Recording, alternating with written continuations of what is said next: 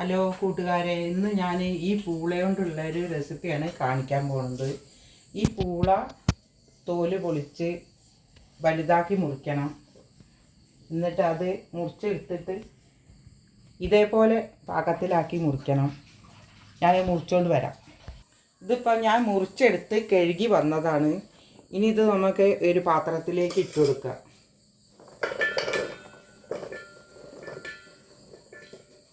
നന്നായി കഴുകിയൊക്കെ എടുത്ത് വന്നതാണ്.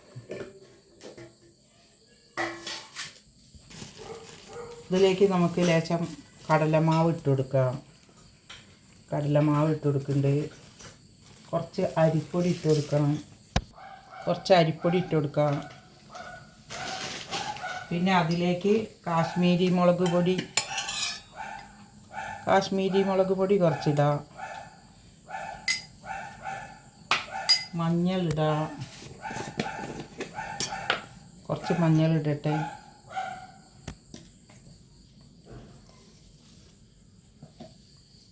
ഞാൻ ഗരം മസാലയ്ക്ക് പകരം ഞാൻ ചിക്കൻ മസാലപ്പൊടിയാണ് കുറച്ച് ഇടുന്നത്.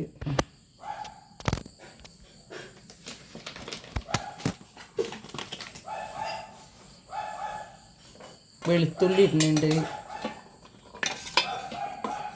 പച്ചമുളക് അരിഞ്ഞ് വെച്ച ഈ പച്ചമുളക് അതിലിടാം. ഇത് ഇഞ്ചിയാണ്.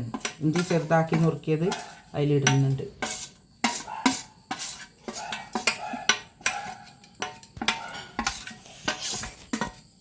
ഇനി നമുക്ക് എരിവ് കുറവുണ്ടെന്ന് വിചാരിച്ചാൽ കുറച്ച് കുരുമുളക് പൊടി ചേർക്കാം.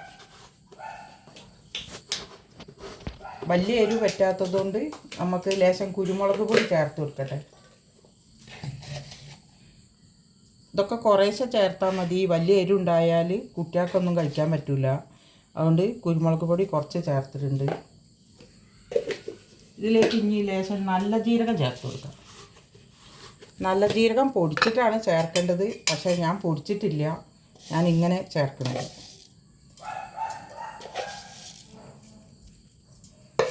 നിങ്ങൾക്ക് വേണമെങ്കിൽ അങ്ങനെ.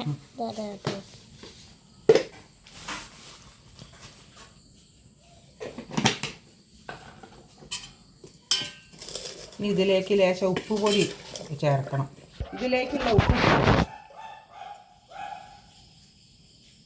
പൂളയിലേക്കുള്ള ഉപ്പ് ഇട്ട് കൊടുക്കാം കേട്ടോ. ഇനി ഇത് നന്നായിട്ട് ഒന്ന് ഇളക്കി പാകം വരുത്തണം. അത് പൊട്ടാതെ ഇളക്കണം.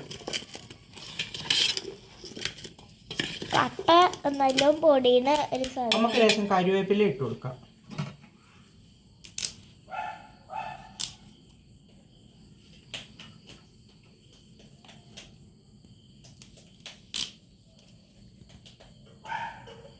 മല്ലിച്ചപ്പൊക്കെ ഇട്ട് കൊടുക്കാം. അപ്പോൾ മല്ലിച്ചപ്പല്ല ഇട്ട് കൊടുക്കണം. അതിന് പകരം ഞാൻ കറിവേപ്പിലയാണ് ഇട്ട് കൊടുക്കുന്നത്.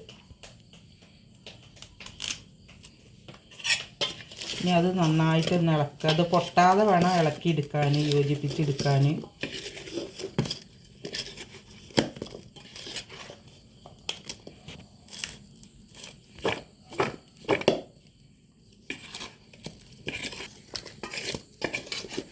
സമയം ഇവിടെ ഇരിക്കട്ടെ. ഇത് അടച്ച് വയ്ക്കാം.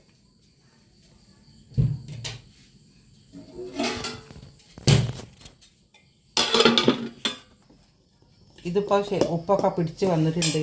ഇനി ഇതിൽ നമുക്ക് കുറച്ച് വെള്ളം ഒഴിച്ചിട്ട് അത് ഒന്ന് കുഴക്കത്തക്ക രീതിയിലാക്കണം. അതിന് സാവകാശം കുറച്ച് വെള്ളം ഒഴിച്ചിട്ട് കൈ കൊണ്ട് തന്നെ ആക്കണം.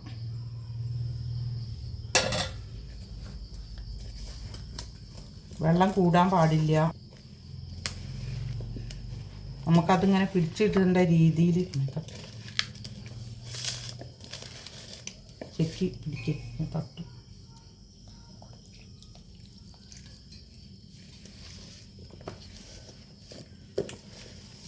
ഇതിങ്ങനെ കുഴച്ചെടുക്കട്ടെ കേട്ടോ.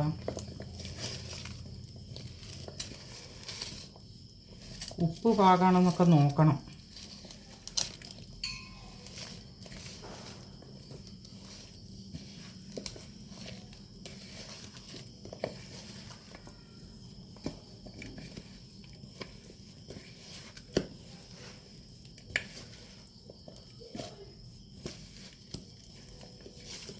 കുറച്ചും കൂടി വെള്ളം ഒഴിക്കാം അല്ലേ?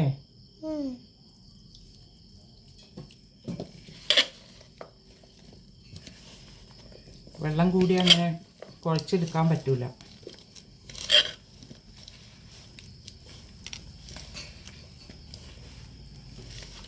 ഇത് പൂളയാവുകൊണ്ട് അത് പൊട്ടിപ്പോരും ചെയ്യും. പൊട്ടാതെ നോക്കണം. ഇങ്ങനെ കൈകൊണ്ട് ഇങ്ങനെ ഒതുക്കാനേ പറ്റുള്ളൂ. എരിവൊക്കെ എല്ലാ ഭാഗത്തേക്കും ആവണം.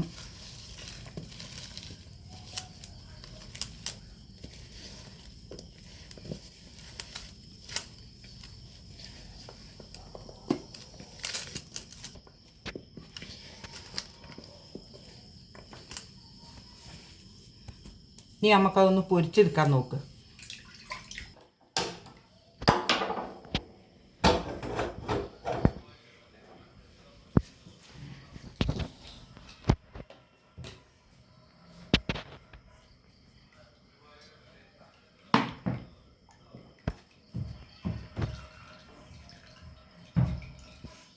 ഇത് മൂക്കാൻ നല്ല എണ്ണ വേണ്ടി വരും.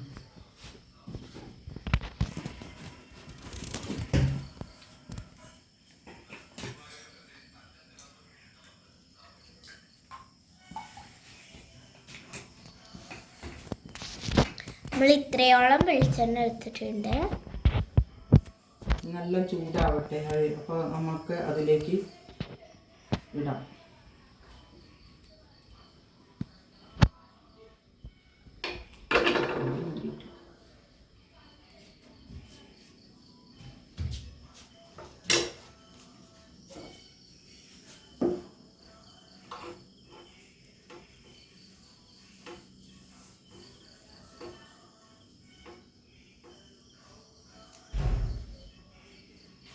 നമ്മളിങ്ങനെ ഉണ്ടാക്കിയിരിക്കുക.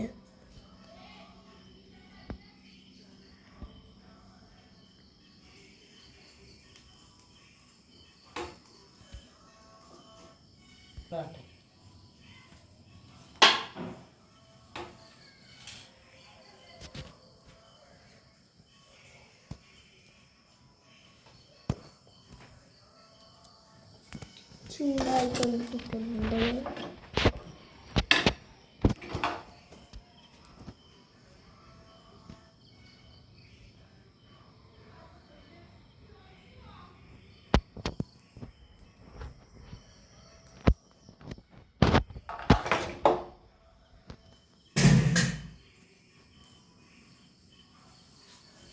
എന്തായി വരുന്നുണ്ടോ എന്ന് നോക്കാട്ടോ.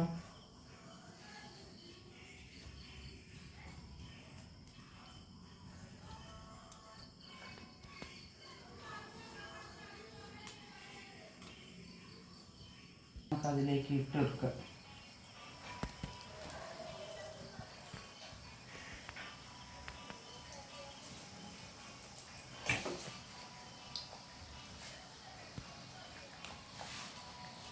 ചെറിയ ചീഞ്ചട്ടി ആവുകൊണ്ട് കുറച്ച് ഇടാൻ പറ്റുള്ളൂ അല്ലേ?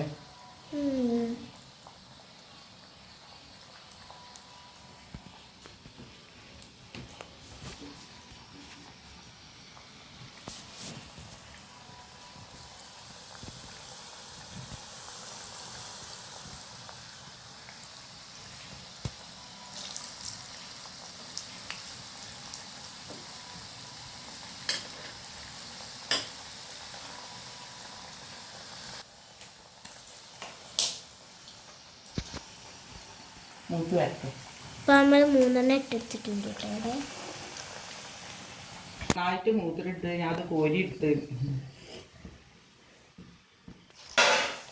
ബാക്കി കൂടി അമ്മമ്മ പൊരിച്ചെടുക്കട്ടെ.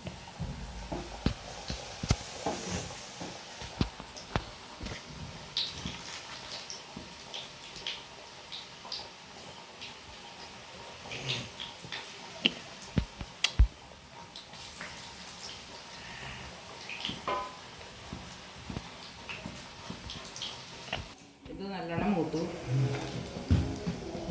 നമ്മൾ കോരിയിരിക്കട്ടെ കേട്ടോ.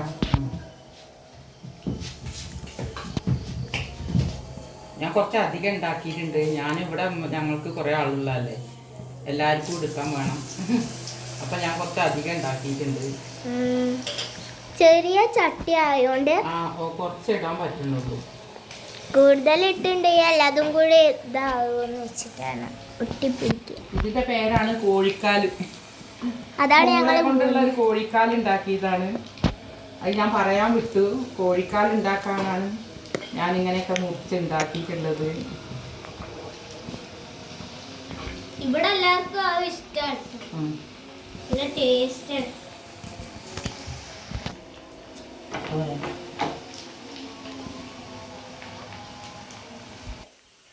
ഇപ്പൊ നല്ല സൂപ്പർ കോഴിക്കാല് റെഡി ആയിട്ടുണ്ട്. ഇനി അടുത്ത റെസിപ്പി ആയിട്ട് ഞാൻ പെട്ടെന്ന് വരാം. പിന്നെ ഒരു കാര്യം കൂടിയും, സബ്സ്ക്രൈബ് ചെയ്യാനും ലൈക്ക് ചെയ്യാനും മറക്കരുത്. ഇഷ്ടപ്പെട്ടാൽ ഓർമ്മിപ്പിച്ചതാണ്.